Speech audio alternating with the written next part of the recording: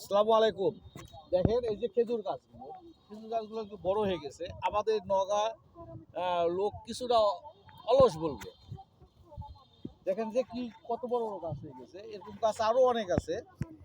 হ্যাঁ, দেখেন আরো আরো আছে। এই সাইডে দেখেন, এই সাইডে বাগানে বাগানে এগুলো কম বেশি আমাদেরই সব। মানে আমাদের বলতে গেলে আমার আছে, আমার চাচাদের আছে, আমার বাবারা ছিল 6 ভাই, চাচাদের আছে। মানে এগুলো পৈতৃক সম্পত্তির উপরে।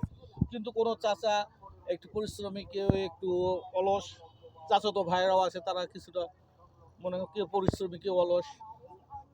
আবার এই গাছগুলো ছোটোকালে একটা সমস্যাও আছে, ছোটোকালে যদি এই গাছগুলো আবার রস লাগানো হয়, অনেক সময় গাছগুলো মারা যায়, আর বড় হলে গাছগুলো একটু ভালো থাকে।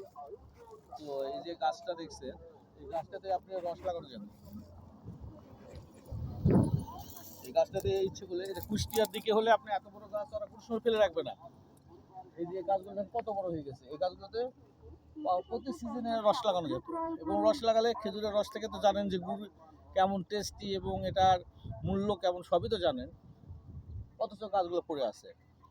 আর এই গাছগুলো বিশেষ করে নিজে থেকে লাগানো যায় না, কষ্টকর। এগুলো লাগানোর জন্য লোক আলাদা লাগে। তো তারা এসে সঠিক দামটা দিতে চায় না। অনেক সময় গাছ ওরা মেরে ফেলে, মানে গাছগুলোকে বেশি কাটাতে মরে যায়। তো এই জন্য অনেক সময় গাছ দেওয়া হয় না, যে গাছগুলো একটু বড় হোক। তো এরকম আমাদের বেশ কিছু গাছ আছে।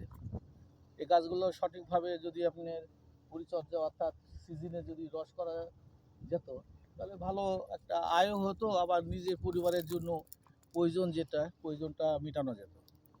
তো এইগুলো ব্যাপারে উদ্যোগ কম বেশি সবার থাকারই দরকার।